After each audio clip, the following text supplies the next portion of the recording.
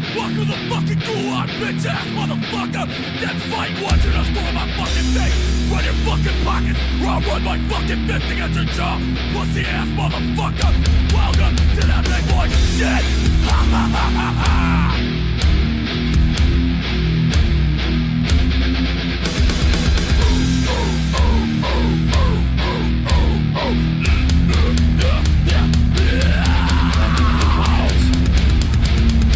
Just tap them on the shoulder anymore. You have to hit them with a sledgehammer. Welcome to my fucking game. I will destroy. Fuck you. You're the losing god. Everything else is just killing me. I don't fucking care if you follow what you think. That's big boy time. Time to learn and divide. It's all about. You never ready to fucking I don't give a shit if you fucking wrong. Don't talk too much, better grab a gun. You better hide from the sun. Because you will fucking bitch. Man, that song goes so hard. I think it was too loud. Like, I think it was like blowing out, like clipping super hard. So I apologize for that, internet. But that's some good slam. Some beat down, throw down, bully hardcore slam is what the kids are calling it these days.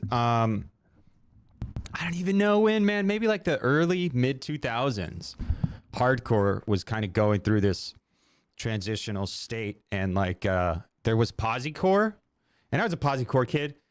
And posiecore was like PMA, positive mental attitude, Gorilla Biscuits, and like Youth Crew kind of stuff. And it was, I mean, it came from like the DC scene, really, I think, where there was like, well, there was straight edge hardcore, and there was the Youth Crew movement, and there was hardline, but there was always like a current of hardcore where it was like, it wasn't just angry young men. It was, of course, angry young men, but they weren't just like content to perform the angry young man thing. They were angry because of the state of the world, material conditions, and things that were outside of their control. And so they found their scene, and they were like, it's on us. Like, we are going to take the responsibility to make sure the scene is a worthwhile place, to make sure we're not just a bunch of nerds and weirdos and dorks. Like, we're actually going to say something worth saying and do things worth doing, and have a positive mental attitude and like a positive message. I think similarly, hip hop has gone through several periods of this conscious hip hop, conscious rappers. People call it backpack rap, which I hate. Backpack rap, I hate that signifier. But I mean, there's bands like The Roots. There's even like gnarly rappers like Sunrise Above. And I think there's a guy, Napoleon the Legend, now that like they really do try to force or fit a lot of like theory into their music. But even bands like The Roots, like De La Soul, like Hieroglyphics, Souls of Mischief, conscious rap, Dead Prez, like they're trying to make a positive impact on the world around them. And they do it in the modality of the angry young man. And so for hip hop, it's angry young black men for the most part. And for hardcore, it's angry young white men for the most part. And it is interesting that nowadays it seems that hardcore and hip hop are mixing in interesting ways, though it always has been the case that in the underground or in the scene itself, there never really was a real distinction between hip hop and punk rock. Like, we were all, those of us that were like in it, we all kind of moved between the worlds, because it was the same world, but there was always this like artificial distinction. And that was very much like in the mainstream culture, like the music industry. Hip hop was a black thing, guitar music was a white thing, and you had bands that managed to like cross the divide. Faith No More, We Care a Lot. I actually just linked that video, the video for We Care a Lot, in a piece that I'm writing right now, or that I've been writing, that I am done writing for the most part, although I have to put some finishing touches on it. But Yeah, hip hop and punk rock are the same thing from my perspective, but from the perspective of outsiders, of course it's a different thing because it's so aesthetically different and it's so culturally different. And you have angry young black men on one side, you have angry young white men on the other side. But anyway, so in the early 2000s, mid 2000s, maybe even late 2000s, hardcore was kind of going through another phase change. And it was bands like, I think Hatebreed is really responsible for like the mainstreaming of this like bully, beat down, tough guy shit. That's just really dumb. And it really is just about like, let's just be aggressive. Although there are some bands like Remembering Never is one of my favorite bands. And they're really, really, really aggressive. But they also play with the PMA in interesting ways, the positive mental attitude. So it's never a black and white thing. It's never a simple thing. There is, of course, always nuance. But that's not the way the world works.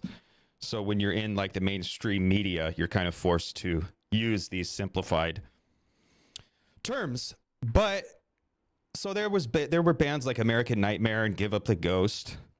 And there was like a resurgence of this kind of really aggressive hardcore music. Is that Dave? I think that might be the Theory Underground stream coming into raid. What's up, guys? I'm talking about hardcore. But there was like a movement, Give Up the Ghost, American Nightmare, stemming from bands like Earth Crisis that was super duper aggressive, but also like super duper like political. So like 2007, 2008, maybe there was like a revival of posiecore with bands like Comeback Kid and even bands like Have Heart Today, Stick to Your Guns. Like they all, what's happening, everybody? Arthur, Jim, what's up, guys? But like Have Heart, Stick to Your Guns, this kind of like undeniably posiecore PMA stuff kind of comes out of the same milieu that the slam comes out of. This really aggressive, really just like guttural, violent, let's just grunt and be mean and scary. That was like the fork in the road. And so that band that I was just listening to, Run It, or no, Dim's Fighting Words, that is slam. And it's aggressive and it scares some people. But I like it. And every once in a while, it's okay to get angry. It's okay to be angry. And it's okay to dance around like an angry young man. But you should always try to do more than just that. Anyway, I am going to watch and react to a YouTube video. I'm going to do react content. Yay, that's cool. That's interesting. Hank Green made a video recently. I don't know when. Well, let's see. 2 days ago, so over the weekend. Hank Green released a video about populism, media revolutions, and our terrible moment. And I like Hank Green. He's a sweetheart. He's one of my favorite liberals, I guess. Hank Green and Adam Conover are like my two favorite liberals. And like I do in the air quotes, and I kind of feel bad for saying that because like that itself is performative. That itself is me being like, I'm cool. I'm not a liberal. I'm smarter than these guys. No. It's not even about that. I like them. I think they're sweet. I think they're intelligent. I think they miss some things, but I also think they get a lot of things right. A lot of important things. So good for them. But I watched like the first few minutes of this video, or I listened to the first few minutes of this video. And I was like, dude, this is interesting. I'm in a critical media theory state of mind and have been, I think I always am. But I have been a lot more recently. So yeah, I wanted to do this. I wanted to react to this video. I don't know if you guys even know who Hank Green is, though I imagine you probably do. He's a big famous YouTube guy. And also, like, he's not just a YouTube guy. He's a famous guy. I think he wrote a book, or did his brother write a book? I don't know. But anyway, We're going to do a little bit of React content. Over the last couple weeks, Dave and I have been pushing our foot down on the accelerator on several things. And this is one of the other things, one of the many things that I have been wanting to take more seriously, is just doing more critical media theory content like this. So we tried to watch Century of the South the other day. We got cock blocked, though I think we're going to try it again because I think it was just a content ID thing, and I think they did their algorithm magic and found out that I'm going to be okay to watch it or whatever. So we'll hopefully be rewatching Century of the South sometime soon.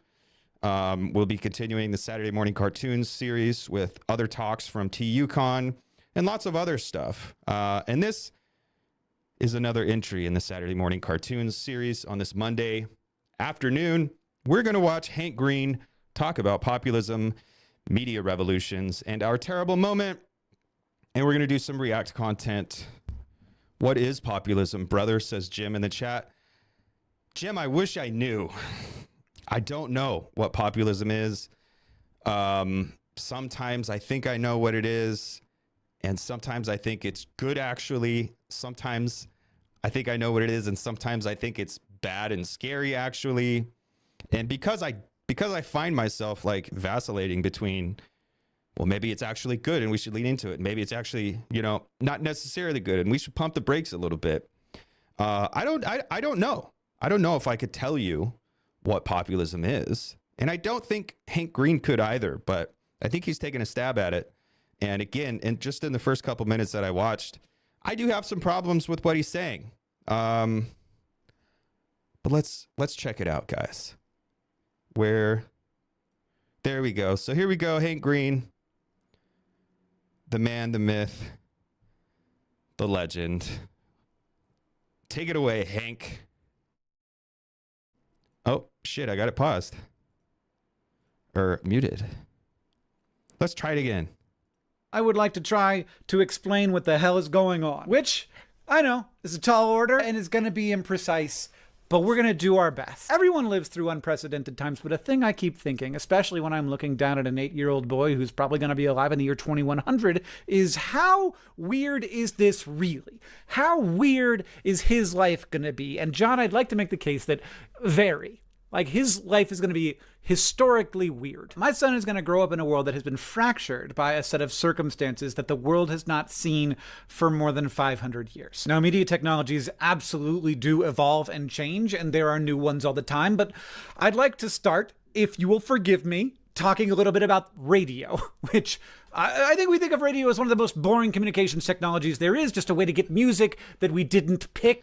Dude, radio.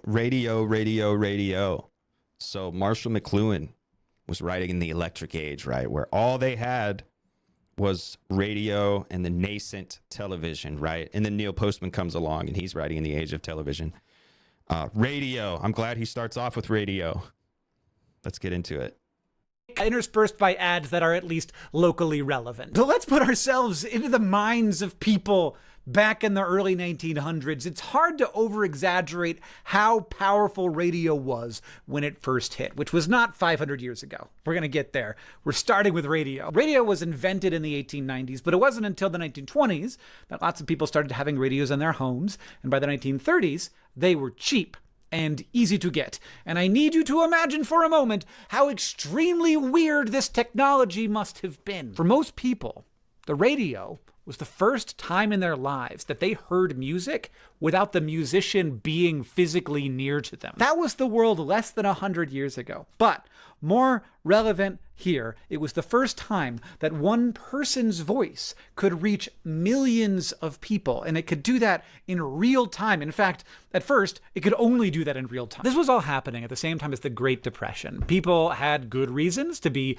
pretty dissatisfied with their situations, and this wasn't just an American thing. Europe was also struggling, especially Germany, which had been hit hard by having to pay reparations to the winners of World War I, though how much that contributed to things is apparently debated by historians, of which I am not one. People were not in great places. There was demand for, people wanted things to blame their circumstances on. And for a few reasons, radio was much better at satisfying that demand than newspapers. Newspapers had been around for a long time. They were more expensive. You had to pay for them every time you wanted a new one. There was also more regulation and structure around them. People had built up an understanding that newspapers were sometimes trying to manipulate them, so they had some built-in wariness. Radio, on the other hand, was brand new. It was a one-time investment. You didn't need to be literate, which many people weren't. You didn't need to go into this city to buy a new one every day. And more than anything, it was magical. Like, I have a hard time imagining how new and weird and wonderful it must have been to, like, listen to a charismatic person talk to me from 1,000 miles away,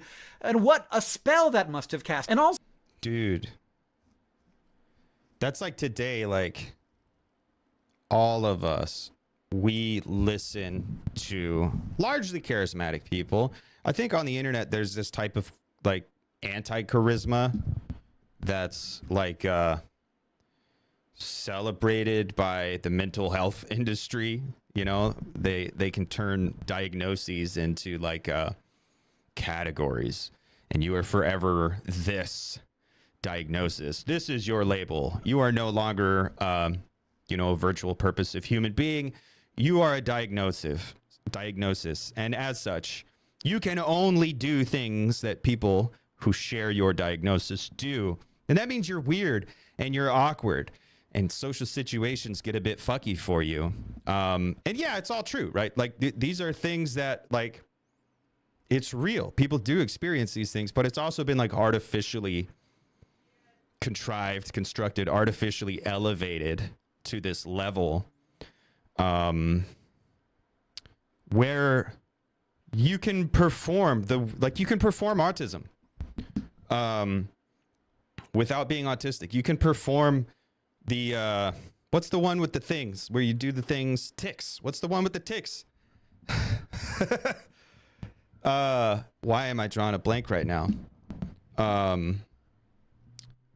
Tourette's. Jeez fucking Christ. You can perform Tourette's, and there's actually people who, like, develop, like, a psychosomatic type of Tourette's. Like, I read a paper, I've been meaning to get back to it because it's super duper interesting to me, but it's like this social Tourette's. Like, it's this Tourette's that isn't actually in the body, in the psyche, in the system of the human. It's a Tourette's that comes from the medium itself. And because people see these behaviors and these actions repeated over and over and over again, they internalize the tic. And so it does become a real structure in their brain. It's a psychosomatic thing, but it's actually there. It becomes physiological because it becomes a compulsion. But it's like socially, it's born socially rather than subjectively. Super fucking interesting, dude. Lyme disease, dude. That's funny. I hope you're making a joke because I know, like, I was performing amnesia, Luke. That's funny. Yeah, Lyme disease, that's like a meme, right? Like, there are some people who, like, really suffer with Lyme disease, but then there's, like, other people who are like, I don't think Lyme disease is even real. I don't know. I'm not a doctor. I'm a poor American. I haven't been to the doctor in, at this point, over a decade. I am dying. I will die long before I want to. And that's sad and that sucks. But I don't have any medical knowledge. I'm an idiot. I just think it's interesting. But yeah, the anti-riz, the anti-charisma has become a type of charisma today here on the internet. What's up, Dave? Just dropping by. The opening went hard. Yeah, dude. Dim's fighting words goes fucking hard. We're all listening to charismatic people from across the globe kind of talk to us. And it does take the place of, like, actual genuine activity in the world. So it just gives us one more avenue to sit back and be like these passive solipsists. And we can become fascinated by charismatic people on the internet. Yeah, I'll take it over punk rock NBA. Fuck you, Finn McKenty. Okay, we're going to start playing the video before I start derailing. Yeah. Also to know that people all over my country were hearing the same speech at the same time, and that we were all there together experiencing it, millions of us. There were also, in the beginning, very few legal regulations on radio, and I think just as powerfully, if not more powerfully, there were no mental regulations. There were no norms. People's minds were just open to this, to have a person speaking to them. You might go and like watch a talk or a debate or something, but otherwise, the only people talked to were their friends. And this was a new way that strangers, powerful, charismatic strangers, could speak to you. This motherfucker said meowing, but you meant mewing. I do mew, dude. That's why I chew tobacco, because it makes me look sexy. Follow, like, share, and subscribe for the one secret tip they don't want you to know. Start chewing tobacco and you'll get all the pussy, because you'll have a sick jawline. For example, Father Coughlin, who was one of the first radio preachers, and he tapped into specifically this dissatisfaction. He connected with and empathized with normal, everyday, ordinary Americans. He spoke about elitist power structures, the banks, the inequality, and not all, but certainly some of the Jews.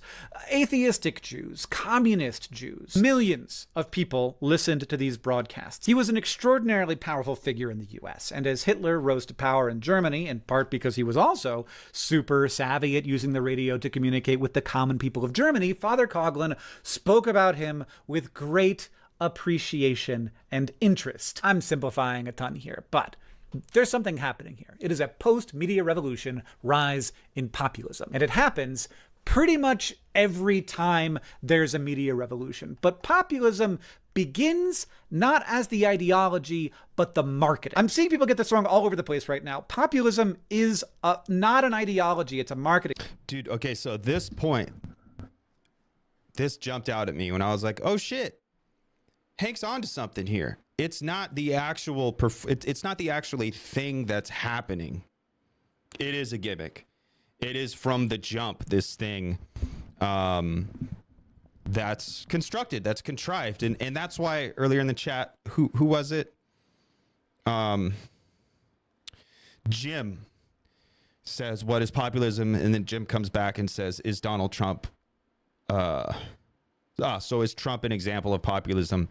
I think, yeah. I think if we're using this definition of where populism is just a gimmick, then I am willing to say Trump is an example of populism. But I also, like, I don't know if I want to use that definition of populism, because I do believe they're like, we can have bottom-up movements. I think it's possible. I don't think I could come up with any examples right now. So maybe it is all bullshit. Maybe it is all marketing all the way down. But it's in the marketing. It's in the gimmick. And yes, Trump and the Trump movement and the desire for Trump, I think was initially contrived. Now, that's not to say that the Trump supporters of today are dishonest in any way. I think they genuinely do feel this pull toward the populist movement. But it is to say that that movement was from the jump artificial. I like that. It's a gimmick. But isn't Bernie also a populist? I think so, dude. Probably. And like Bernie has this like appeal to the masses or whatever that was also contrived. That was also constructed. And so like if we're going to talk about how Bernie is a populist and how Trump is a populist, like what do they share? What's the similarity? I think the similarity is the gimmick. Now you could say maybe Bernie is more genuine. Maybe Bernie actually does give a shit about the things he talks about. And I think that's probably true, or at least more true than in the case of Trump, because Bernie kind of has a track record. Like Bernie's been doing this shit for a long time, whereas Trump was not. Trump was just doing the celebrity thing, doing the TV thing. Bernie has, 4 or 5 decades of being a civil servant. And now how much credit you pay that, sure. If you want to say that's all bullshit, I'm okay with you saying that too. I think it's maybe not all bullshit. So there is a difference. But yes, Bernie and Trump can both be populists. Yeah.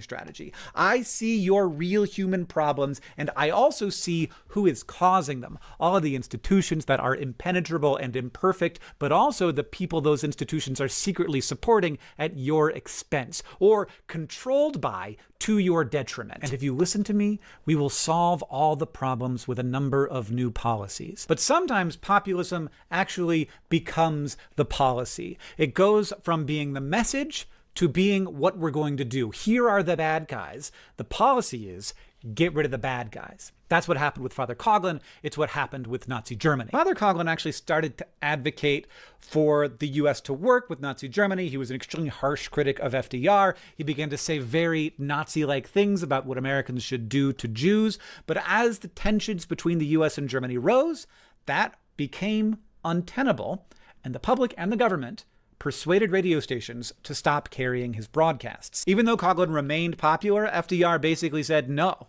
this guy cannot talk to the American people anymore. This isn't print, it's radio, it's new, it's a limited public resource, it's a spectrum that we can't fit everything on, and this is one of the things we can't fit on it. And I think this was a fairly clear violation of the freedom of speech. Father Coughlin drifted into obscurity. He became a normal priest again. He died the year before I was born. So people are thinking probably right now, okay, so Trump is like the Coughlin of the internet age, or like the Hitler of the internet age. And like a little bit, like you can see it in there, like the alignment with people's legitimate grievances, the railing against every institution from public schools to doctors, the use of a new, somewhat magical, unregulated communications technology to name those threats and label who is responsible for them as the enemy. Trump is the product of a post-media revolution rise in populism. I don't think anyone would argue with that. That does not mean that he is the same guy as Coughlin or Hitler. But it is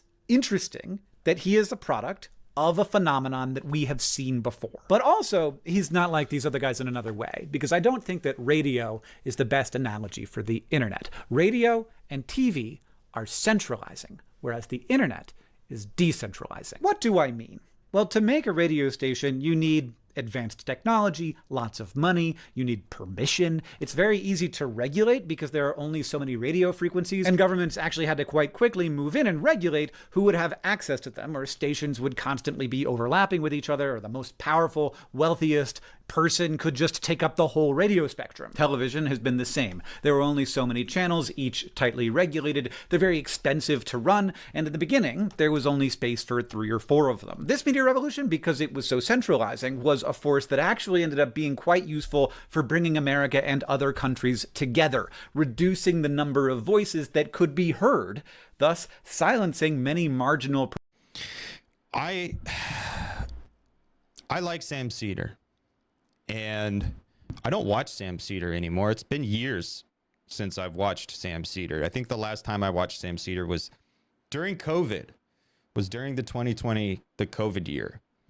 So it was like, it's been a while, but you know, I like him, and I think back when I did watch the Majority Report more regularly, and I like the fact that Sam was always thoughtful, I guess, or at least he appeared thoughtful, or he performed the thoughtful one.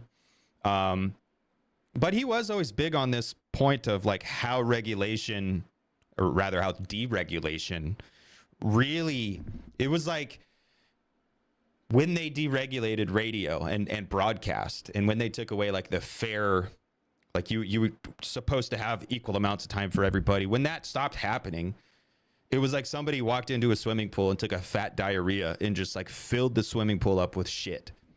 And I think that's true, and I like that point. I think the airwaves, I think the broadcasts, radio, television, the public, although the public is fake, it's a simulation, it's not real. It still does serve this role of like something that binds us all together, and we do get influenced by it, whether we want to think so or not, whether we think we're outsmarting it or not. It does influence us, and it should be treated with respect. It should be treated as a commons. And that means the way the world works today, we need regulation. We need a structure that can enforce fairness or whatever. Like, we need to be able to like say, stop being an idiot. Stop spreading this fucking dangerous ideology. Like, I don't know. Like, I like that. And I think Sam Cedar talks about that. I know he used to. But it's a good point. And it's also true. Like, this deregulation is like walking into a public pool and pooping in the pool. And that's gross. We shouldn't poop in pools, people. Perspectives. But eventually TV did start to fracture until we got multiple news channels from different perspectives. First, Fox News with its more right-wing nationalist perspectives, then MSNBC with a more progressive left-wing perspective. But even then, TV was a relatively centralizing force because so much of it was available. And there were lots of rules and regulations that had built up over the years. The internet isn't like this. It is the opposite of this. But there has been another media revolution very much like this. The first one, the printing press. The movable type printing press, at least the version. Heard, Luke. Yeah. And that is why I think Sam Cedar and them go a little too far, because they do just say, well, the Democratic Party are the ones who tell us what this dangerous ideology is. 100%. You're right about that. But just because that's true doesn't mean we shouldn't be more careful. Like, I do want regulation. I do want to be able to have a place that we can all go and we can all be and we can all exist, where we're not just being constantly assaulted by advertisers. Because at the end of the day, that's the real problem. At the end of the day, I do care less about political ideologies. I do care more about the fact that it's become a new extractive field where we are the resource that's being extracted. But yeah, you know, I want some regulations. I want some protections. I want people to approach it with care and concern and treat it as a commons, because it is a commons, or should be a commons. But right now, it's just a huge extractive field.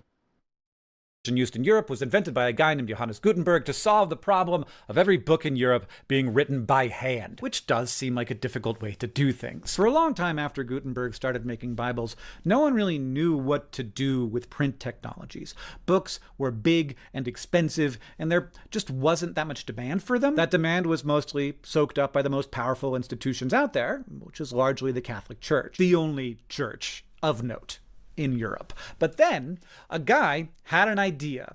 He, like lots of other people, did not like how the dominant system was operating. And there had been many arguments about that over the years. But instead of just talking about it, he went to a printer and he said, hey, print me 105-page pamphlets. And that was way easier for the printer than making a whole book. It was cheap. The printing press was already there. All they needed was the paper and the ink. This guy's name was Martin Luther. And you might know him from one of the things he made, Lutheranism. People could pay just a little bit for a pamphlet like that, and you'd actually make quite a lot of money as a printer doing it. You could create an economy around that.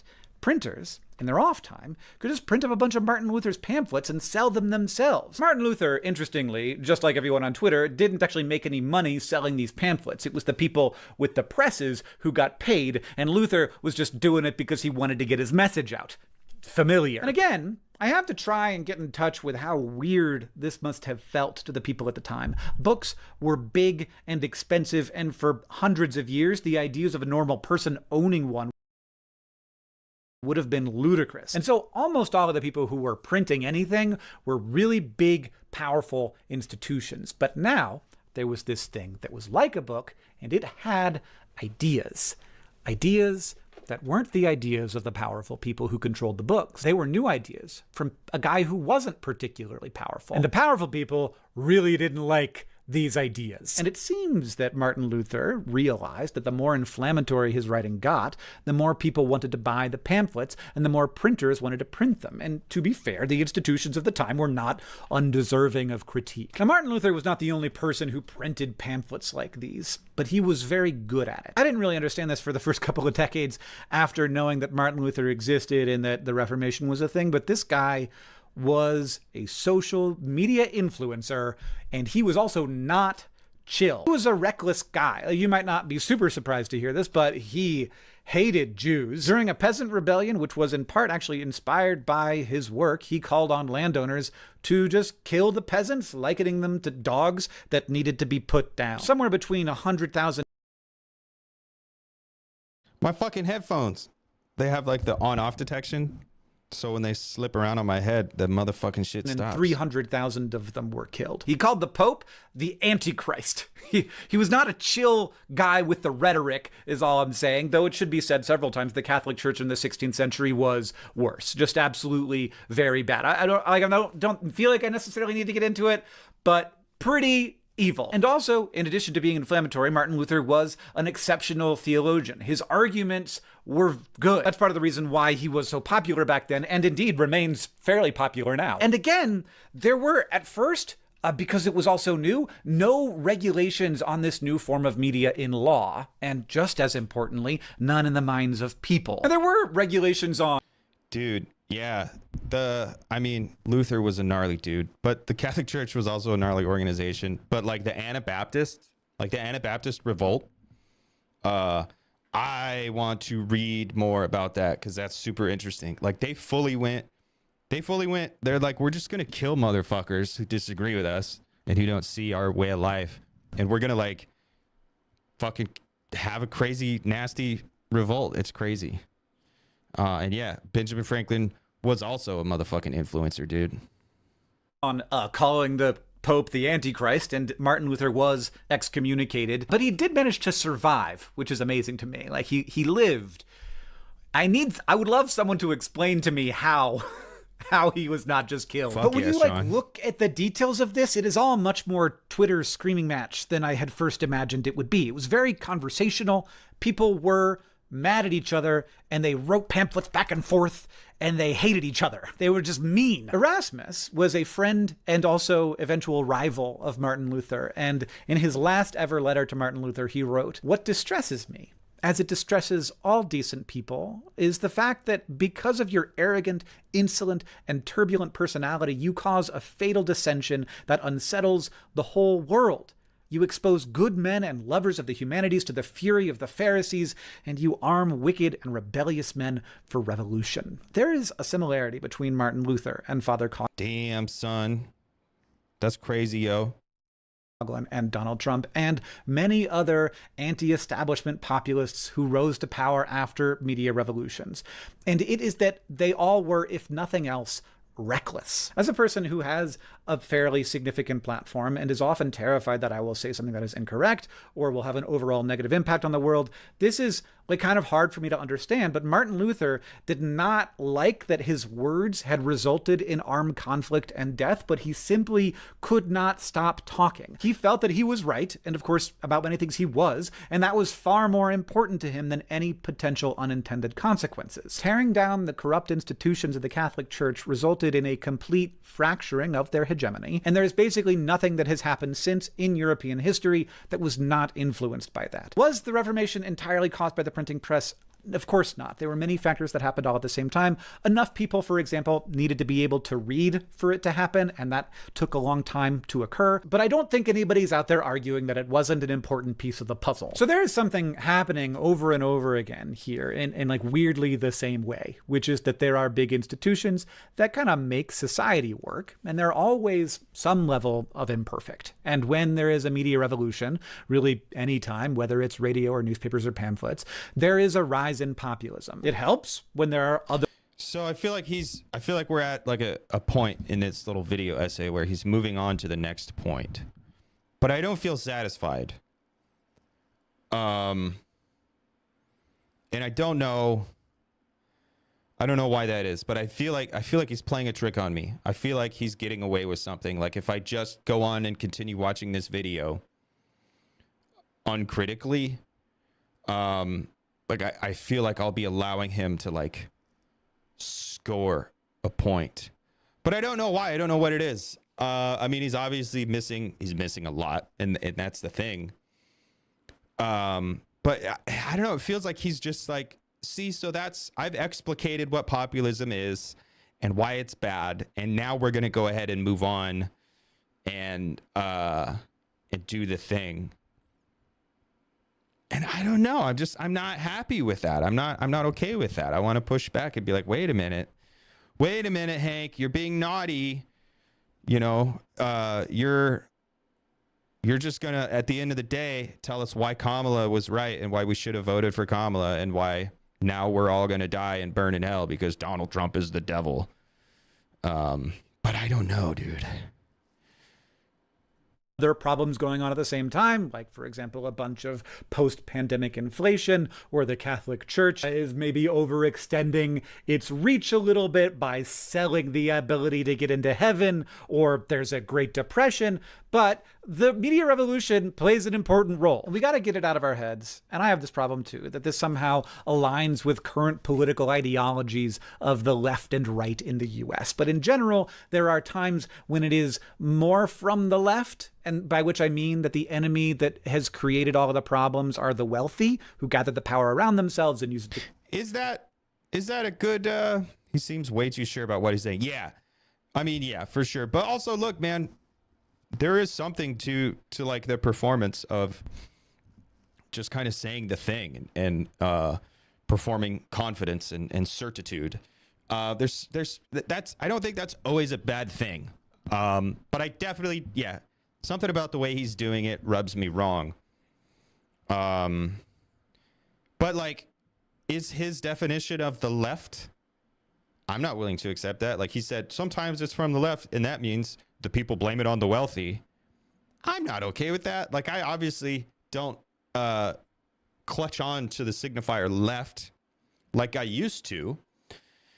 But I still think, no, you should have a better definition of left versus right. Like, you shouldn't just do the haves versus have-nots, right?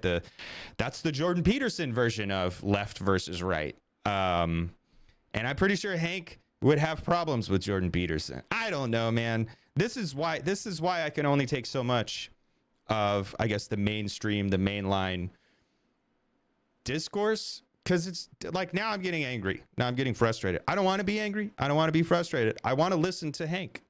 I want to take him seriously. I want to let his words speak for themselves. Yeah, Solowski Jacobin. Yeah, I don't know, dude. They want to push the Democratic Party left.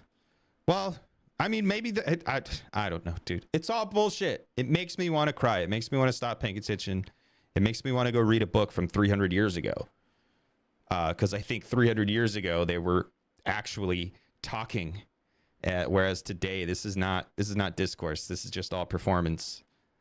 And marketing, ultimately, because Pepsi is going to endorse the Democratic Party. So if you have all the right opinions, and if you sit and you watch all the fucking bread tube videos and whatever this shit is, and if you have the correct opinion, then you're going to shop at Whole Foods and you're going to drink the Pepsi and you're going to be cool and good and you're going to buy a Patagonia jacket.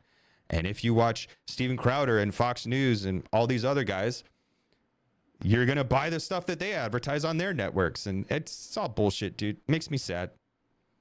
But I don't want to be sad. To control everyone else. And then there are times when the populism is more right-wing, when the enemy is the... I don't think he's doing so bad either, Arthur. I don't think so. There are like conspicuous lacunae in what he's doing. And it's rubbing me the wrong way. But I do like him. I like him.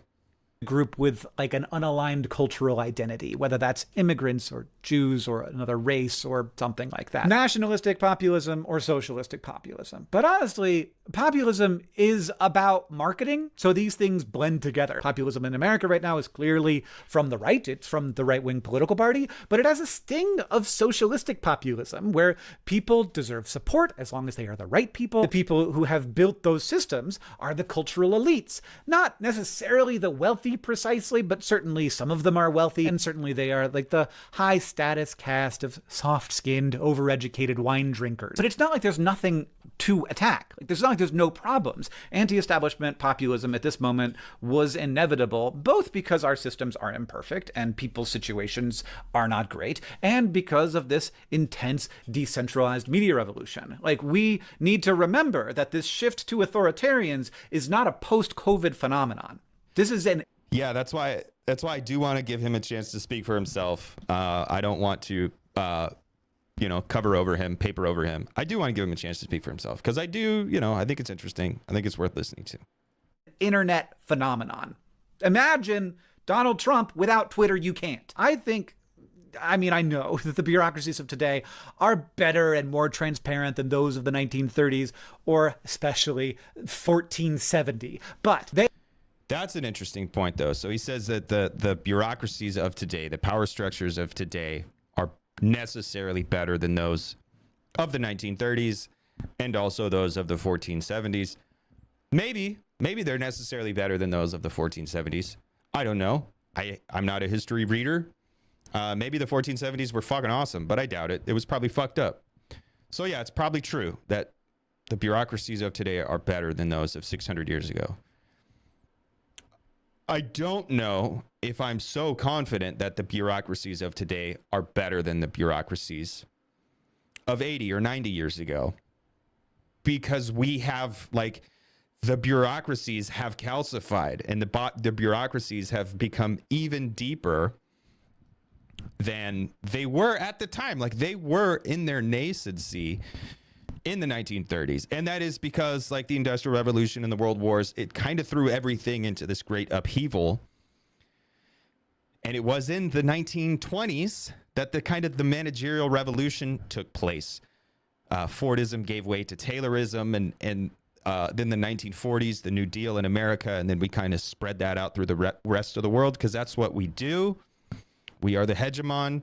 Everyone else is trying to keep up with America. So I don't know if I would say that the world of today is necessarily better than the world of the 1930s if we're examining bureaucracies and power structures.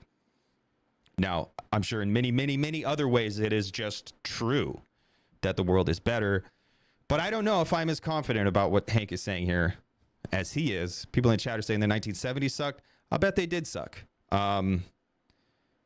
Yeah, for sure. But also, they gave way to the 80s, and the 80s gave way to the 90s. And those of you that are coming over from the Why Left podcast, episode 10, the 1990s were fucking awesome. And again, there were also horrible things that were happening. But I guess it's complex. And anytime anybody is saying these, like, simple, reductive things, I want to push back on it. Even when I find myself saying simple, simplistic, black and white, reductive things, I try to push back on it. I try to catch it. And I appreciate when people catch me doing it too. So they are imperfect. Obviously, there are real problems in our society, whether that's how easy it is to get unhealthy food or how hard it is to get good medical treatment or childcare. There are lots of real reasons to be pissed off. Communication is what we do. It is the thing that makes us human. And when a technology like the social internet hits, it's a big deal. Back when print happened, it was the first time any person who did not have a huge amount of power could use a nonverbal form of communication on a lot of other people. And then when radio happened, it was the first time one person could reach millions at the same time. Now, we've lowered that print barrier so far that it isn't just like some overeducated priest like Martin Luther who has access. It's everybody. And it's not just one person who can access millions. It's me, motherfuckers. It's millions. It's also you. We're all doing it. Who can access millions. It's everyone who can access everyone. It is entirely unprecedented in the human story. And we don't have the tools to deal with it. We have this many-to-many communication and this really intense collaboration between ingenious humans who want to capture attention and recommendation algorithms that reward whoever is doing it the best. So things are going to get flipped. They get flipped because first, we have very few legal regulations, and second, we have no regulations in our minds. We do not have the techniques to deal with the powerful spell that these systems are casting on our brains. I don't think the mechanisms here are super opaque, but maybe it's worth outlining that if you ask a newspaper reporter to go and tell you some problems with the FDA, you're going to need to wait 6 months while they put together a clear, cogent story about something that could be better in the world. If you ask a traditional bureaucrat to try and fix something at the FDA, they're going to come back in 4 years with a list of things that need to be done and a much longer list of why you can't do them. But if you ask RFK Jr. to tell you what's wrong with the FDA, he's going to do it on YouTube, Instagram, Facebook, TikTok, and 4 different podcasts by the end of the day. Yo, RFK is my fucking homie, dude. I legit, like, when he came out, I was like, I'm going to vote for this motherfucker. Now, I didn't because he dropped out of the race or whatever. But before he dropped out of the race, I was like, oh, wait a minute. This dude's this dude's wacko. But when he first came out, he was speaking, and the things he was saying really resonated with me on some levels. He was actually speaking about like some real economic issues and floating some real solutions. And I do agree with him that the healthcare industrial complex is horrible and horrific, and it's killing us. And again, from my perspective as a poor American, I don't go to the doctor. I haven't been to the doctor since I left the Army. And the only reason I went to the doctor in the Army was because they give healthcare to service members for free. Before I joined the Army, I also didn't go to the doctor. I grew up like talking to people. They're like, yeah, I used to go to the dentist as a kid and get regular checkups. That shit blows my mind. They're like, yeah, I would go to once a year and get a physical, and like they would check me out and I would like do preventive care and shit like that. That shit's mind blowing to me. I cannot picture that in my mind. I can maybe imagine a world where like I'm healthy and okay. No, yeah, I mean, there's legitimately billions of people living on the planet right now that don't have access to healthcare. It's a horrible thing. But it's just so weird. But it all, like, Illich is amazing. Illich is great on education and systems and tools, but he's also great on healthcare. Like, Illich was like, I'm not going to go to the doctor. I'm not going to go and allow myself to be instrumentalized and become just like a statistic in this healthcare industrial complex. It is also horrific. It's horrifying. Like, the version of healthcare that I see in my mind is definitely not the existing healthcare structure. It's just like the university. Me being on the outside of the university, I picture it like a walled garden, a beautiful place, like Carl Jasper's The Idea of the University, where people are genuinely engaged in seeking a universal truth from, disparate backgrounds and coming together and working together. That's not the university. The university is the dick-sucking factory. The university is where you go to learn how to say the appropriate things and hold the appropriate positions so you can go be a functionary for the neoliberal bullshit hell world that we have today. So it is a fantasy. But peace out, Sean. I'll see you soon, dude. Jesus Christ, don't have pneumonia. Yeah, Sean's over here. Sean's dying of pneumonia. But peace out, Sean. We'll see you soon. I'm excited for the turn, dude. Sean's going to be our first member of the turn. But yeah, it's crazy. And I like the fact that RFK was problematizing the healthcare industrial complex. Though he is nuts, though he is on some fucking extra gnarly bullshit, he really spoke to me because he was like, maybe we should go about healthcare in a different way. But I don't think he was talking about trying to give access to more people. I just think he was saying, like, maybe you shouldn't take a pill for everything. Maybe you shouldn't, like, seek out a diagnosis to explain the world. Like, this diagnosis then becomes like the ultimate explainer of the world and everything. And come on, guy, get out of here.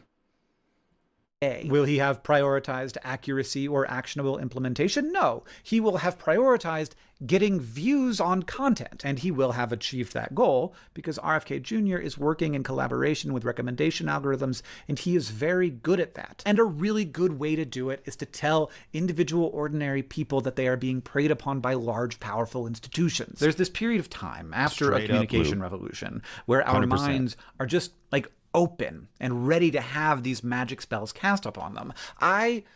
It's so hard to remember how new this is and how magical it is. This ability for everyone to communicate with everyone. This is the worst possible example, but it's the one coming to mind right now.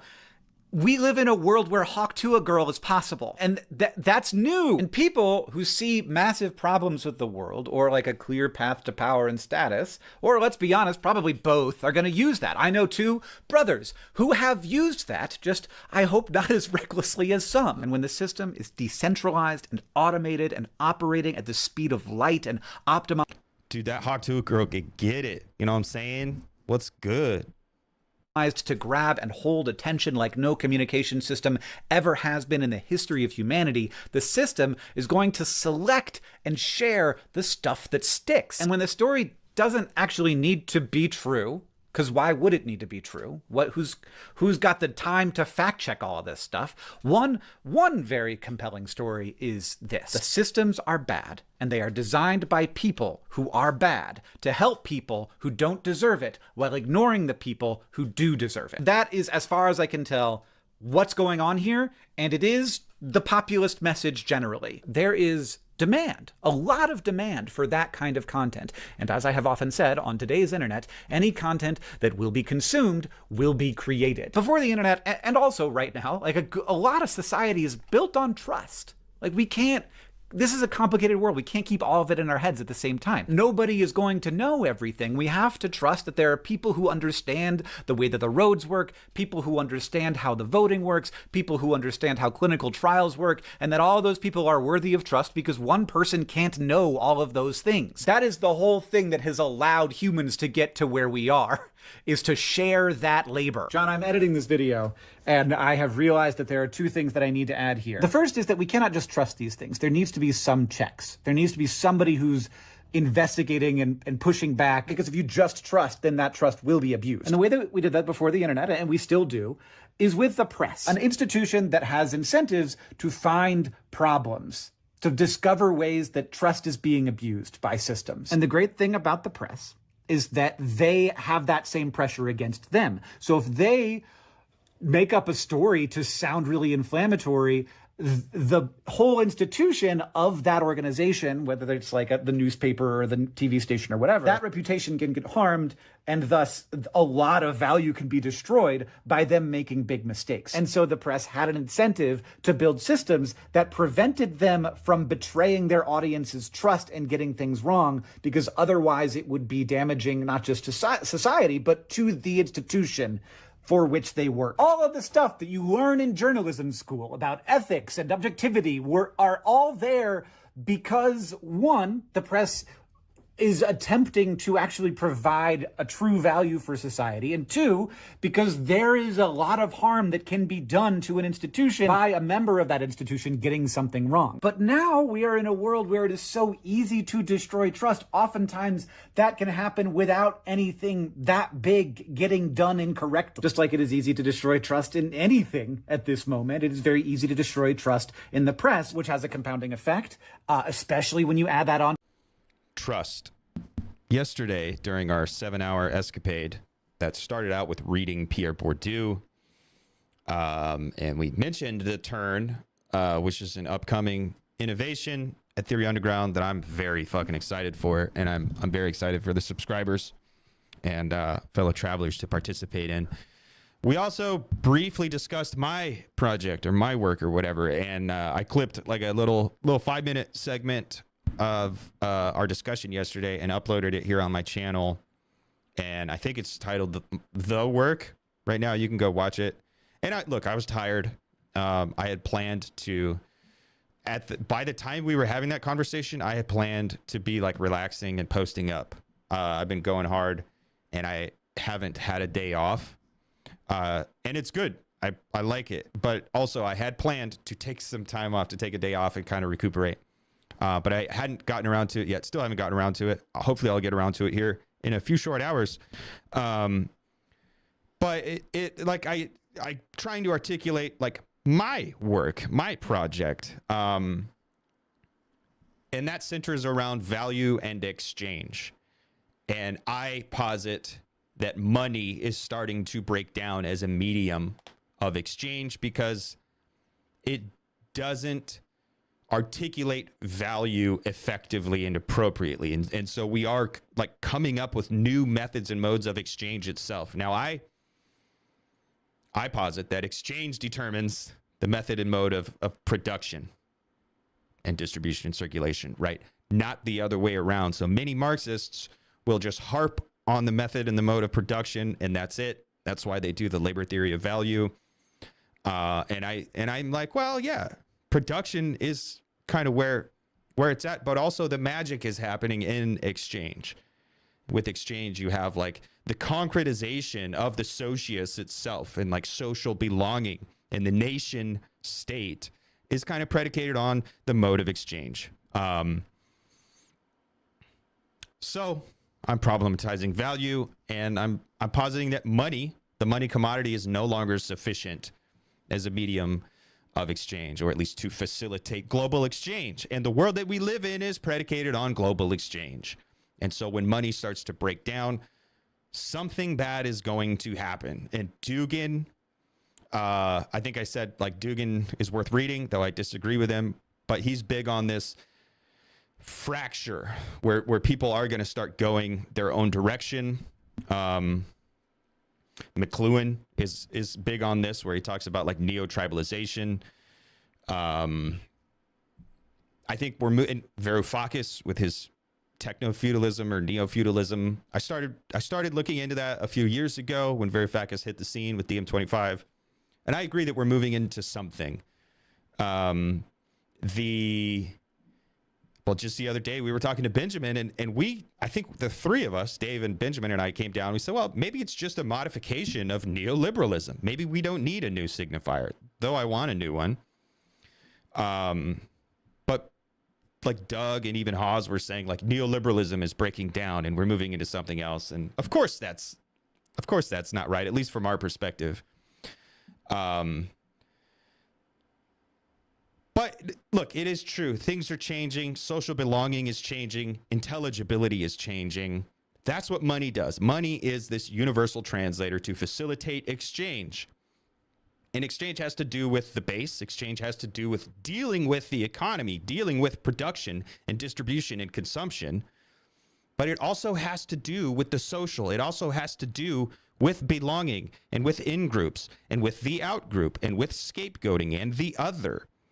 The nation state, right? State, base, nation, superstructure. Nation states are changing. Nation states are, maybe they're breaking down. Maybe breaking down isn't the right word for it. I don't know. But anyway, trust. Trust is fucking huge. You have to trust the person you are engaging with, exchange with.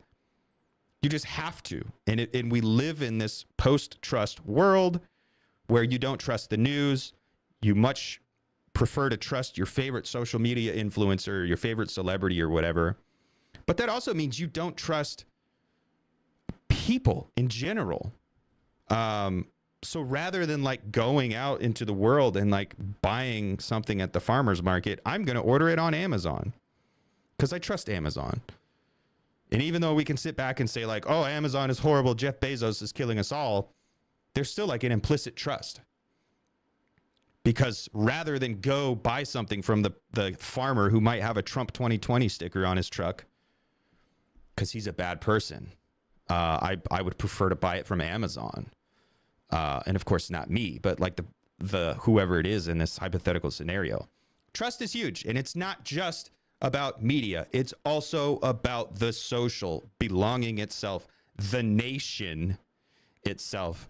Ian says, no exchange, no value. Correct, which is why we do labor theory of value. But also, like, we're not saying labor theory of value is wrong. We're saying, yeah, sure, labor theory of value accounts for something, but also there's more. And fiat money in particular. Now, I don't know. I don't know if it's fiat money in particular or if it's the money commodity. I don't know, but that's a good question. Is it just the fiat? Could we have a more concrete form of the money commodity? I don't know. Good question. Let's keep thinking about it. Is there a new value form? See, that's the thing, Luke. I think so. And I think it has to do with expenditure. In Bourdieu, distinction and social capital, it's not just about, look how fancy I am. It is about, like, going back to Plato, like those involved in markets should have no place in the polis. If you are a worker, a producer, a merchant, you don't get to vote. So distinction and social capital, and yeah, social capital. We think, Dave and I think, social capital predates economic capital, right? Maybe this is sensational, but it's also true. And it goes via Bourdieu distinction. Like, you can trust me because I am a worthy person. I have a woman who is willing to take care of my needs. She's willing to cook for me. She's willing to clean for me. She takes care of my house. Also, I have slaves or household servants, and they take care of my donkeys, and they do all the things. I don't have to get my hands dirty with production. Therefore, you can trust that I spend my time reading books and nurturing this fucking spiritual something, the intellect something. So that's what distinction is doing. Distinction is it's not just saying, look at me, I'm fancy. It's also signaling I am not bogged down with necessity. So therefore, my intellect is strong and muscular. My soul is robust and beautiful. And money is kind of just an articulation of that. So I do think there is a new form of value emerging. I do think it has to do with expenditure, what I call the churn, waste. Like it's about the conversion of the resource to the end product, the commodity or garbage. But I don't know how to articulate it.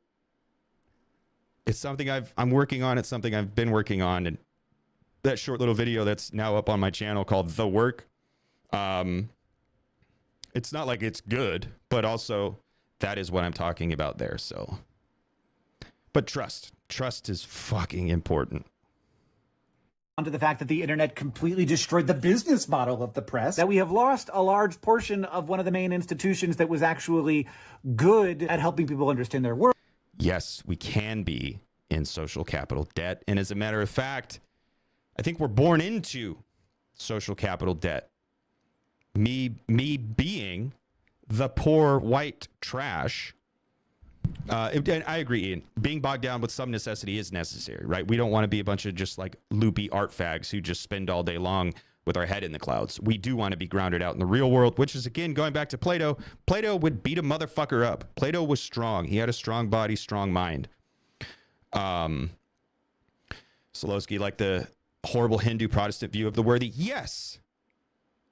The caste system, like you're an untouchable. There's just something necessarily about you that you are worthy or unworthy. And the PMC cashes in on the notion of worthy. And the workers are forced to take up the mantle of the unworthy. And I do think, Luke, yes, we are born into this social capital debt if we're born into the position of a worker. And if you are born into the position of the PMC child who can go off and just study and keep their head in the clouds all day long, then they are born with a surplus. So I do think we are born into this type of debt. Does cybernetic offer a trustless system through blockchain or something? No. Straight up no. I love cybernetics, dude, and Ian, you and I hopefully soon will actually have more time to talk about this stuff, because I'm big in cybernetics. I'm big in Norbert Wiener and Charles Babbage and Ada Lovelace and Nicholas Luhmann. Like cybernetics, there's a whole lot of cybernetics that I think needs to be brought to this more continental approach. But I also think necessarily that the new trust that we have to develop will only emanate from the human, from the non-instrumental. I think. I could be wrong, but that's what I think. So I think we can utilize cybernetics to like articulate the thing, but I don't think it's gonna. I think we have to innovate it. I think it has to come from us. Luke, because it still has capital, this debt surplus is a zero-sum game. Absolutely. Everything comes at a cost. Now, going back to the waste, to the expenditure, yeah, functionally, we are trapped on Earth, and functionally, Earth is a finite planet. Now, I also believe that capital will escape the Earth, and I do think it's possible for humans to hitch a ride on capital as it escapes Earth. But functionally, Earth is a finite planet. And so it is already this necessarily zero-sum game. And so it is about the conversion of resource to waste. So everything costs something. So everybody's relative luxury and leisure comes at the cost of someone else being totalized and born into this debt that they will never escape. The global South, Africa, Southeast Asia, South America, even ghettos here in the heart of empire, right? The ghetto that I was born in, right? The ghetto that's right down the street from wherever you are right now, or maybe you're living in the ghetto. Like, all of the human cost is the virtual purposive nature of the human. Like, we're all born, like, ontologically as these infinite possibilities. And immediately we are reduced, we are totalized by capital, by the commodity form. And we are paying for that relative luxury, that relative ease, with our life essence, with our human energy. And that's why, like, when I read time energy, actually when I read Waypoint, it was like, whoa, shit, this time energy shit, that's where it's at. World and at identify. And Ian asks Evan says, Doug Lane's interview with Moishe Stone. Yeah. I like Moishe Stone, and I like Doug too. And then he asked you, how's your paper coming? Yeah, Evan, dude, soon I want to bring you on too and talk, and also have a conversation with you. I think Evan and Ian, you're the two guys I want to talk about my version of accelerationism with, but let's keep going. Things when they actually go wrong. This is less the case when it's just a bunch of people, because if one person loses their credibility, that isn't that much value being destroyed. And there's always another person ready to take their space very quickly. And also, it's hard in an environment with just so much information to actually, you can make a video, and I have, about how many things Elon Musk got wrong in a single day, and that's not going to do very much harm to his reputation. For whatever reason, it just feels like it's a lot easier to destroy people's faith in an institution and like an organization of lots of people than in any individual person that you just might like really vibe with, even if you see them making a lot of mistakes. It's like, well, of course they make mistakes. They're just a person. He's just some guy with a podcast. Of course he's wrong about stuff all the time. That's what I like about him. He's being a human. Anyway, that was the first thing I felt like I had to include here. The second thing is that as I was editing this video, I realized that the press is named after the press. I don't know if that's just me, but I was like, whoa. And now we can go back to the video. As a refresher, because this was longer than I expected it to be, we were talking about trust and how society is built on trust and how we cannot do things without trust. But Tiss, that was a dumb joke. Okay.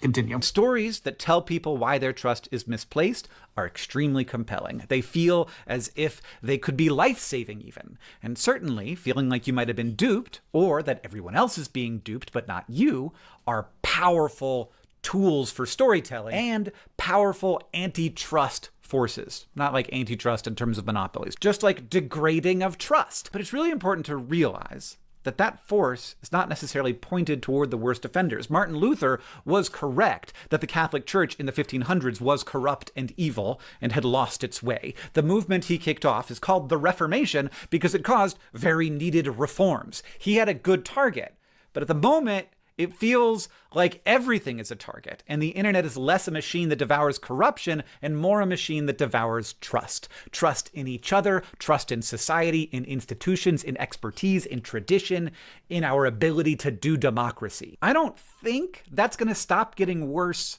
soon, though please, I would love to be proved wrong. Maybe it's not as bad as I think it is, because of course I'm exposed to the worst of it, and maybe we can turn it around quicker than I think. But in a society where so much trust has been destroyed, people are going to gravitate toward individuals they feel they can trust rather than institutions that actually have the knowledge and ability. And those individuals will thus have a great deal of power without a great deal of the ability to use it well. And that doesn't tend to be a great recipe for progress. I don't, however, want to learn the wrong lesson here. I don't actually know what the lesson is. The lesson I hear getting tossed around, including from myself, is, okay, well, everybody's going to have to do populism now. And like, yeah, but also, I don't know. Like, here's the thing. I know that I am one of the elites in question, but like sometimes popular things suck. Right-wing folks, hear me out here if you're listening. Let's start here. Sometimes, when the internet starts piling onto a person, we go too far too fast. We cancel people when maybe we didn't need to do that. And in my mind, the word cancel makes so much more. Wow, dude, is Hank Green actually going to admit something here? Now, I don't know if he canceled anybody. I don't know if he participated in cancel culture. But I do think it's true that cancel culture went fucking crazy for a while. And I think most liberals are all too eager to just kind of dismiss it and hand wave it away. Holy shit, I can't believe 50%, 57% of you said the Hawk to a Girl could not get it. How dare you? She could get it all day. You guys are crazy.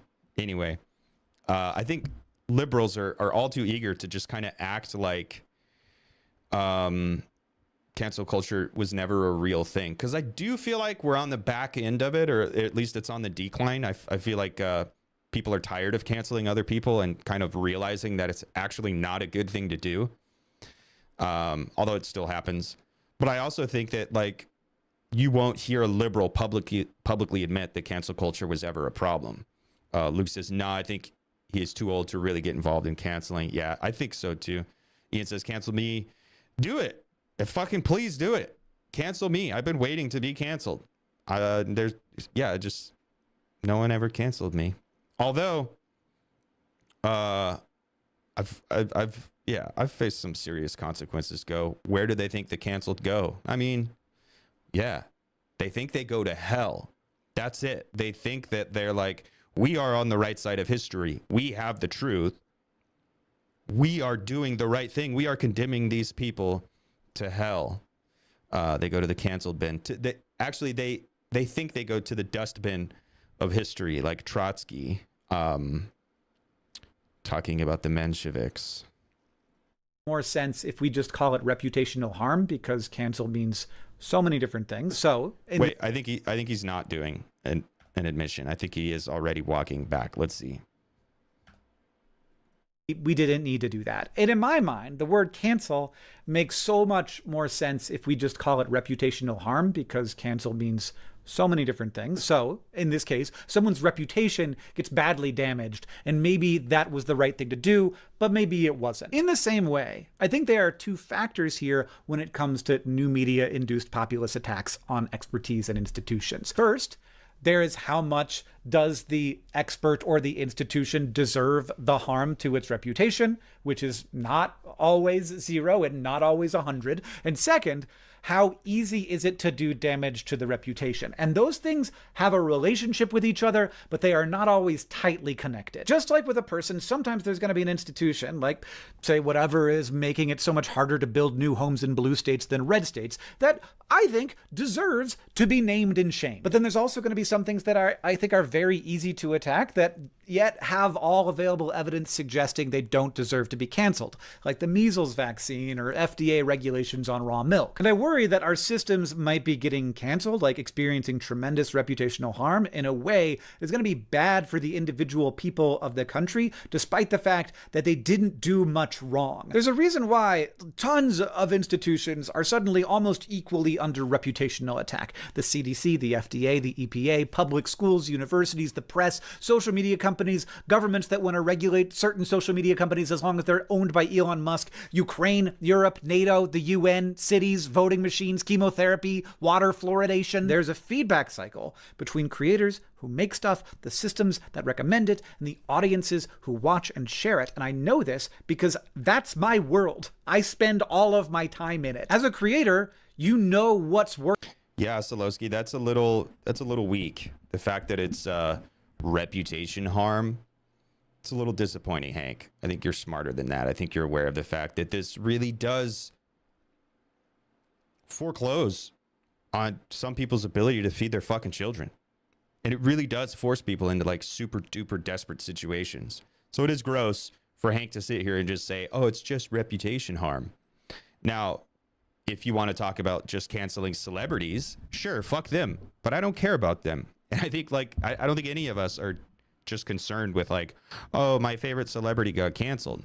It is the case that there are normal working people who have been fired and blacklisted from their, trade or whatever in all the hubbub of the whole canceling everybody thing. So it's fucking crazy. But it is also, yeah, I mean, it's a good tactic for like media figures and celebrities and shit like that. It is a good marketing tactic. So again, there's this like, dual nature of cancellation where if you are already part of this worthy class, being the media figures, then you can get canceled and it's good for you, actually. But if you're like a normal working person, and if you're saddled with this social capital debt, then when you get canceled, it can really be like a dead end road for you, and it can push you down into a dark, dark, dark place. So I think we have to recognize the dual nature of cancellation itself, and be willing to take it seriously, and also be willing to see through it if someone's trying to use it as a marketing gimmick. Working and what's not. You know what's going to get attention and what's paying your bills. The system tells creators what is working, and creators do that. Like, it's very hard to not just do the things that succeed. Just like Martin Luther and his printers, but at the speed of light. If we aren't better at grabbing and holding attention than the next guy, we instantly fade into irrelevance. And the viewers accompany the creator on the trip down the hole, starting a little suspicious of powerful and impenetrable systems and ending up certain that every election that doesn't go their way is fraudulent. It's important to note here that the group with less alignment to the existing systems is going to be the one that does best in that situation. And my group, who are more likely to be the ones who literally staff the bureaucracy, they're going to be the ones who don't do as well. And yeah, I am super suspicious of charismatic, powerful people who convince others that every system is bad and broken and that they're the only thing that you can trust. That often goes bad. I think we need to be very wary of that. So that's where we're at, I think. And it's bad, but it is not that weird, actually, and that's why it's happening all over the place at the same time. And look, I do not know what a political party is supposed to do. Thank God I am not a politician and do not aspire to be. But I do know what I feel like I should do. So my job is that I make things to help people understand things. And one of the problems is that it's a lot easier to attack systems that are impenetrably complex. So I'd like to suggest to folks out there who might be able to do this, make them less complex and also work to make them better. But barring that, which is your work, not mine, we need to continue to develop technologies that explain things well and that help people understand the mechanisms at work in society. And ideally, we need to do that in ways that are not perceived as hyper-partisan, which hopefully the ship has not yet sailed on for me. And along the way, as I explain things, there are times, and there will be times, that I realize that the system is quite bad, and we need to be honest about that. Remember, there are two parts. There's how easy it is to cancel a system, and there's how much a system deserves it. And there is interplay between those two things. Sometimes a system is ripe for cancellation for bad reasons, like that people don't like needles and have a subconscious inclination to believe that having things injected into them is probably bad. And sometimes they are susceptible for good reasons, like if a college education has been increasing in price for the last... But wait a minute. It wasn't just this like psychological fear of needles, Hank. I imagine you're referencing COVID and the COVID vaccine. Why else would you bring up vaccinations? And it is true that they're like it wasn't just a cut and dry, oh, you're scared of needles, therefore like I didn't get the COVID vaccine. Surprise everybody. Maybe that's why I'll get canceled.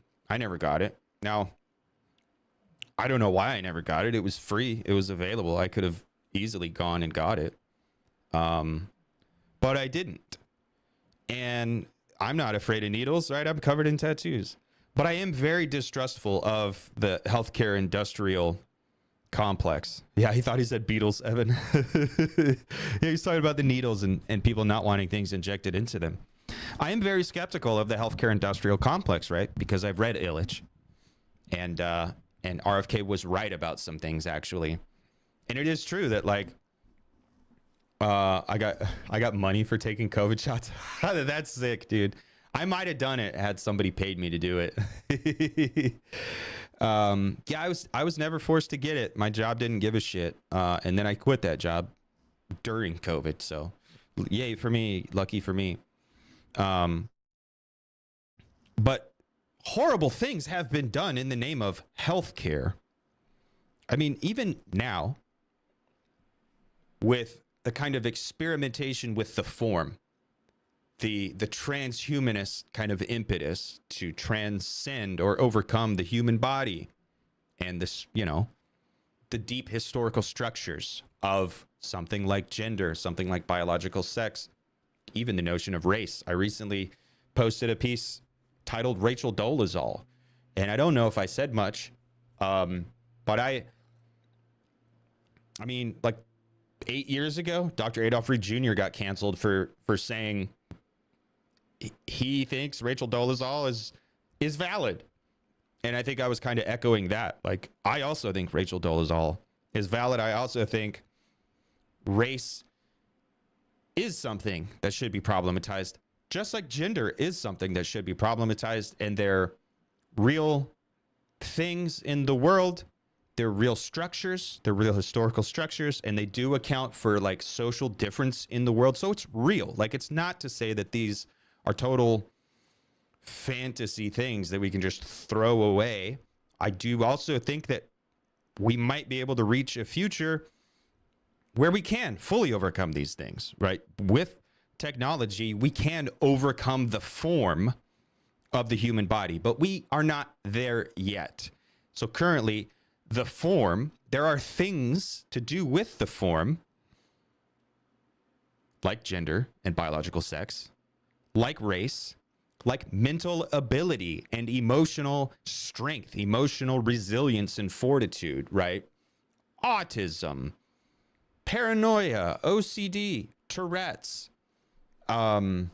These are all things. These are all real things in the world that matter, that we should take seriously, that we should be compassionate about, and we should be graceful about. However, we should not like seek to ontologize these things and seek to develop a worldview that is only using one thing as a lens to try to make sense of everything else.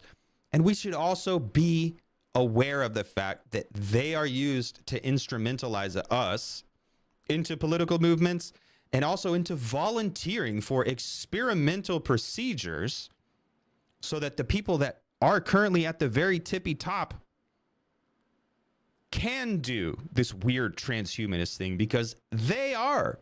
Like, the billionaires are living in the future. The billionaires really are living in this world where they can transcend the human form and overcome these things. But it's only at the cost of doing experimentation on us, the masses, the people. Yeah, Solowski, I wanted to summon Dolezal to the race realists. Me too. Because I do like Rachel Dolezal, and I think she should be taken seriously. I also think she's silly and goofy.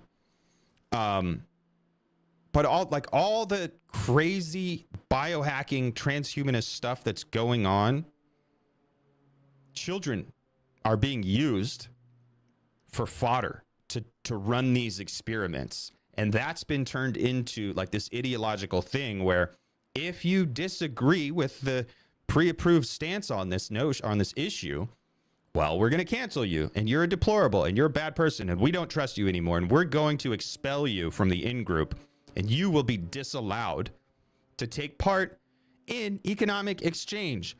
So it does go back to trust, and it does go back to like how the nation has changed and how we're being utilized by some structures that pop up in the state to kind of design a nation for the people who are already at the very top, and they're already living in the future. They're already benefiting from all this work. So it's all, I don't know, I guess it's all very complex. And you shouldn't just like uncritically think that the healthcare industrial or the industrial healthcare complex, whatever, you guys know what I'm trying to say. Like, you shouldn't just think, oh, they have my best interest at heart. If they did, they wouldn't, slap a fucking diagnosis on me and force me to pay some subscription for some medication for the rest of my life. I wish it were so easy. But sometimes there's not a pill to fix everything that's wrong with you.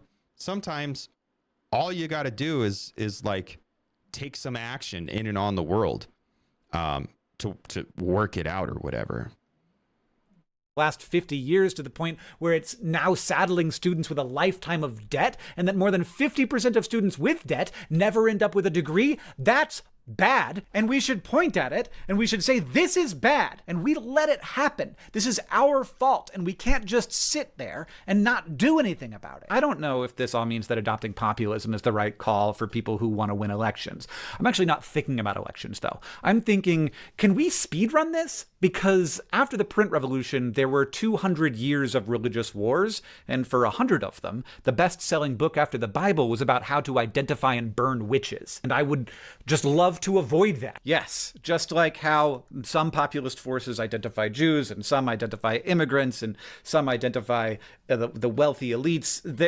For a long time, it was witches, and like hundreds of thousands of them were murdered, and now we have forgotten it so much that witches are like an adorable little folksy thing in our culture. We move forward in the ways that we do, I guess. I want to leave you with one last thing about Martin Luther and the Reformation that I find fascinating and important. As he critiqued the Catholic Church and his pamphlets made money for printers, his words were translated from the German that he spoke and wrote in into other European languages. Meanwhile, the Church stuck doggedly to its policy of only ever publishing content in the properly authoritative Latin, meaning that most people were unable to read them, because not only could they not read Latin, they couldn't speak Latin. It was a language purely of the elites. And I mean, like, good, because the Catholic Church had become so corrupt it deserved what was coming to it. But I feel like there's a parallel here to leaders today feeling like they have to stick to the properly authoritative news sources, but not the actually accessible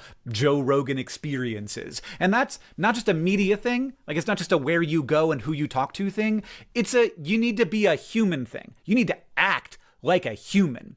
And I need to see you less on the stage with Beyonce and more talking to people who people actually think are relevant thinkers to their situations. We need people who are good at communicating and also have an allegiance to the truth. And that's harder. It's harder because there's only one truth while there are infinite lies. As you're doing the work to try and get everything right, a grifter on Reels has run a couple of laps around you, so they have that advantage. But they also have a disadvantage, which is that the things that they are saying aren't true. And as we get better at not letting this new media cast spells on our brains, as we always eventually do, the folks with the better information do tend to win out.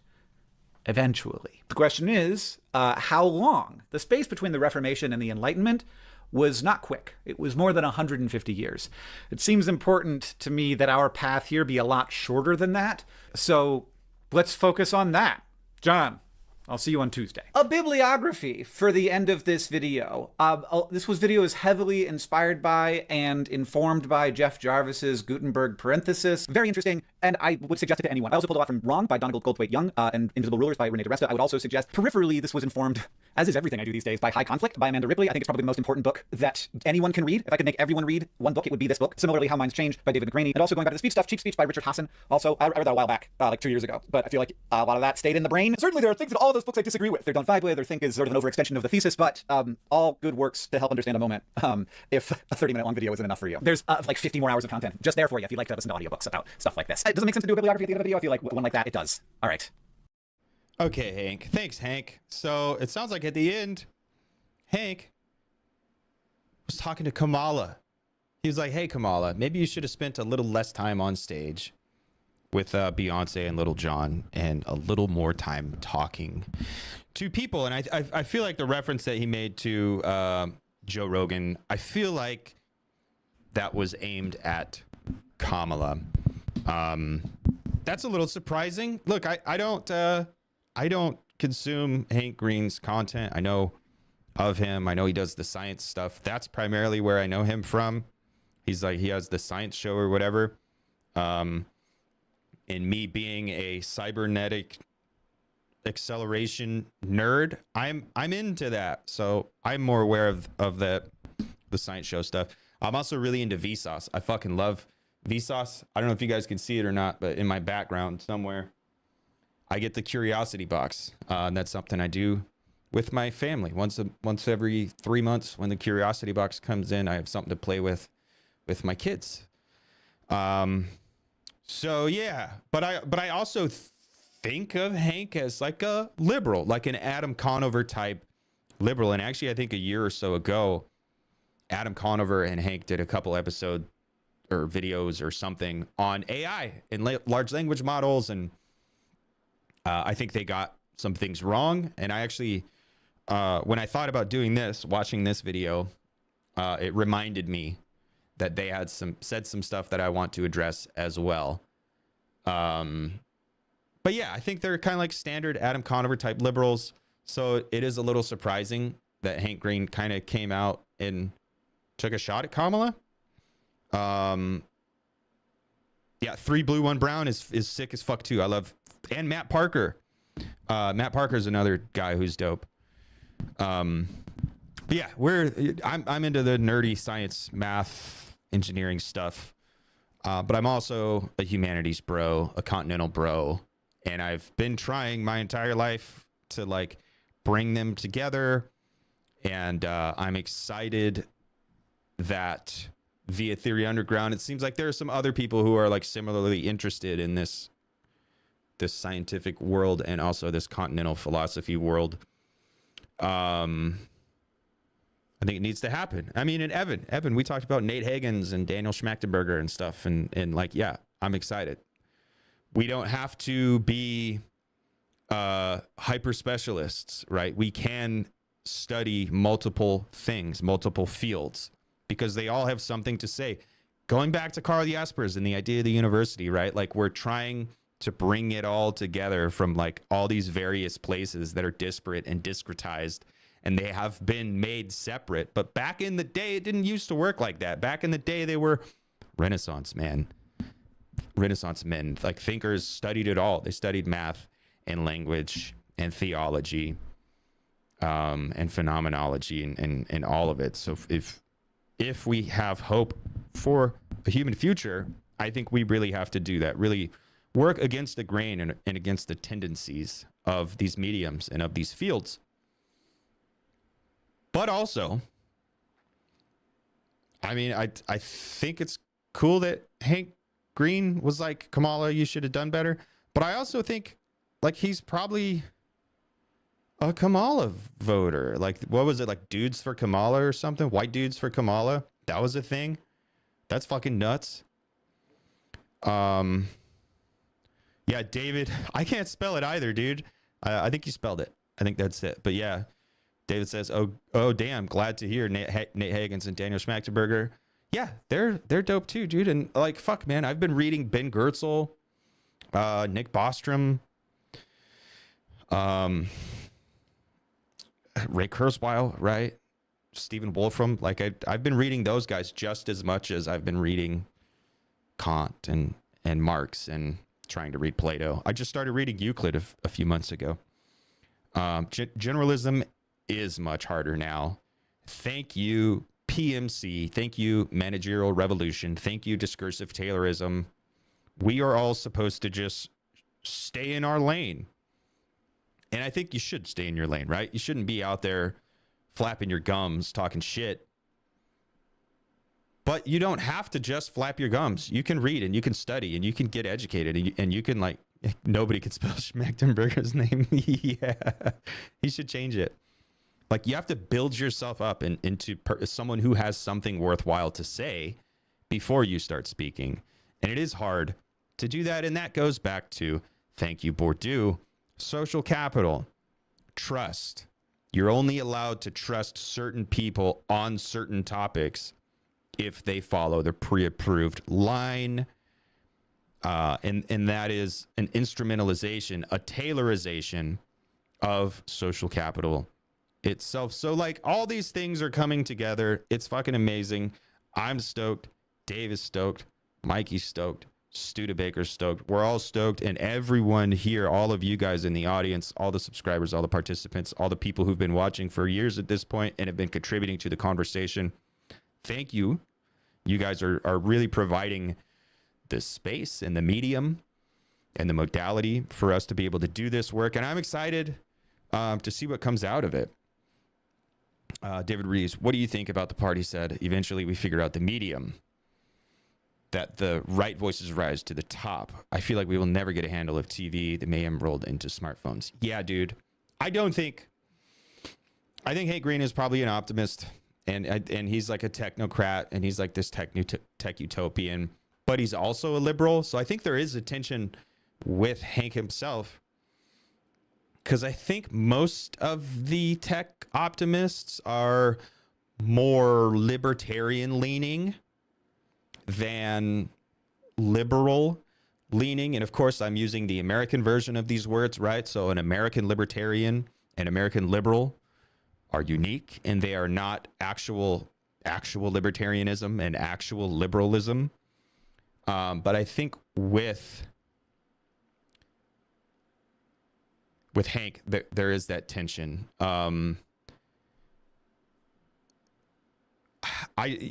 don't think we will figure out the medium and will allow the appropriate voices to rise to the top. That's not the way it works. When we do figure out the medium, because I do think it's possible to figure out the medium, but in the figuring out of the medium, we'll come to understand, oh, the medium necessarily forecloses on those appropriate voices being able to reach the top. That's why Theory Underground isn't just on YouTube and isn't just on Substack and isn't just on Instagram and Twitter and shit like that. That is why Theory Underground is constantly grounding out back in the real world.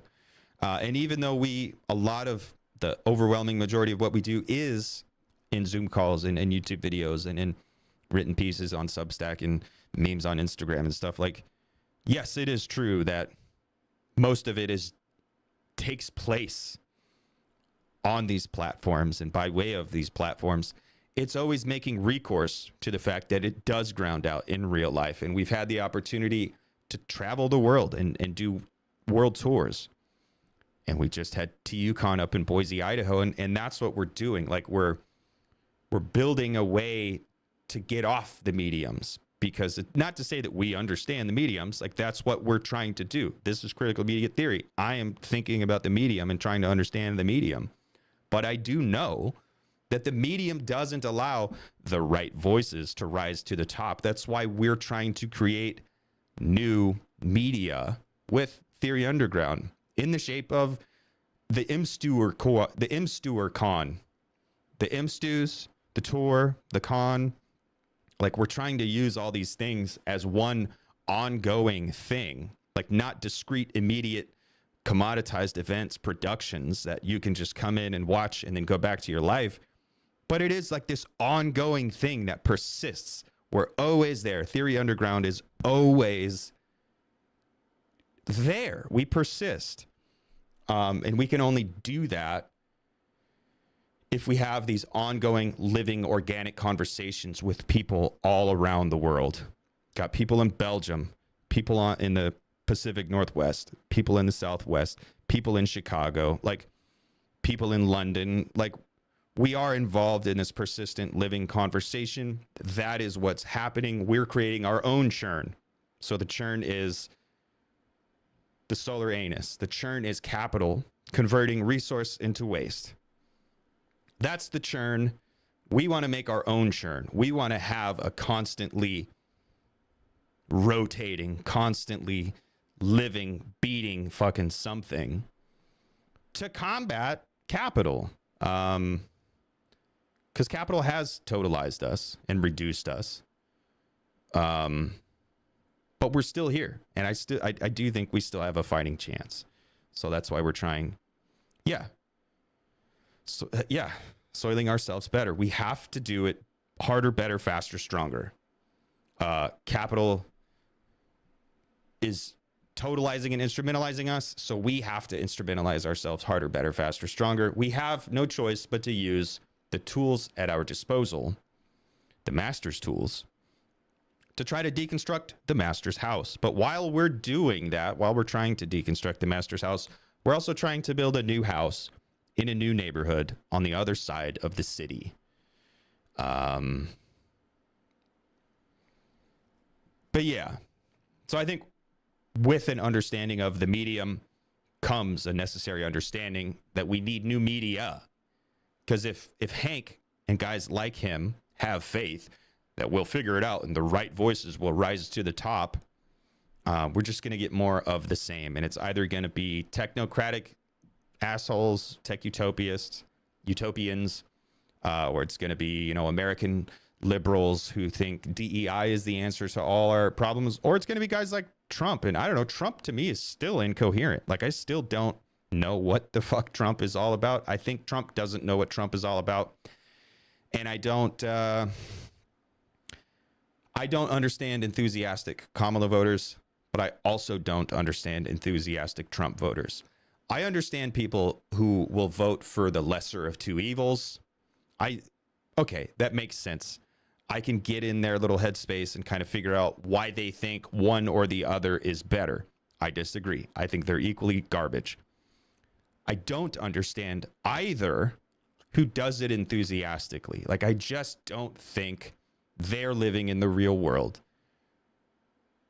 And I have no choice but to live in the real world. Although, you know, look, I live in my own little bullshit world too, but like, yeah, I don't get it. I don't get how you could be hoodwinked by either side at this point. It's all just like postmodern poop. Knowledge economy lives in some people's heads still, says Solowski. Yeah, man. Well, yeah, Foucault. I mean, if we're gonna, while we're doing Bourdieu, I think we also need to like keep Foucault alive too. And like, well, what is knowledge? And knowledge is power. And I don't know, man. But yeah, I'm gonna go. I got my watch sent me a notification that my laundry. I need to switch my laundry. I need to clean the lint trap and start the dryer. Isn't it cool that we live in the future and my watch sends me a text message when my laundry machine needs attention? I love the future. It's so fucking cool. That's sarcasm. I hate it. But yeah, I'm going to go switch my laundry, take care of the lint trap, and I'm going to post up. I'm going to relax for the rest of the day. Got a lot of work to do, but I think I'm going to take it easy. Just because they're Disneyland, there doesn't have to be a real world out there. Fantastic point. And of course, that's Baudrillard's Disneyland. Baudrillard let us see that like Disneyland is this like infantilized place, magical land of wonder, to distract us from the fact that America is actually this like infantilized, incoherent, discombobulated, magical land of wonder. But now it does seem to be the case that we're living in Disneyland, and there is nothing real outside of it. What is Hawes's use of MAGA in spirit? Is it a Trump invocation or a nationalist invocation separate from Trump? As Evan, I don't know, Evan. I don't know. I think Hawes is a great guy. It was cool to talk with him, but he's also a little bit incoherent to me. Maybe just nationalism. I mean, maybe it is just a nationalism. I don't know. This toiling by the way we work is just as infantile as Disneyland. Yes, it is. It absolutely is, man. But like I said, thank you guys all for hanging out with me. I don't know. Hank. Thanks, Hank. You know, I appreciate some of your thoughts, but there were some conspicuous gaps in your argumentation. But yeah, now I can say, there we go. I liked him. He made me think a little, just a little though. I think that's an appropriate thing to say. I liked it. He made me think a little, just a little though. Oh, you were talking about Hawes, not Hank. Yeah, Hank's all right. Hawes, yeah. Hawes, same thing. Yeah, Hawes made me think a little, but not a lot. Look, I actually did think a lot with Hawes. I took a bunch of notes. I have a lot of problems with Hawes. But I liked him a lot better than the memes and shit that I've seen. The memes and shit that I've seen of him, I think they're really unfair to him. I think he's a much better dude than the memes would make him out to be. And yeah, Hank is Walls. That's a good point too. Hank is like Walls, because there is something that I like about Walls, but I also know that Walls is like just, he's driving down a dead end road. But I saw, I liked just a little. Yeah, dude. I will see you guys all soon, very soon. I don't know when our next public live stream is going to be, but we'll see you all soon. Don't drink yellow snow. Wash your ass. Keep your hair cut. I'll see all you guys soon. Peace out, guys. Thank you.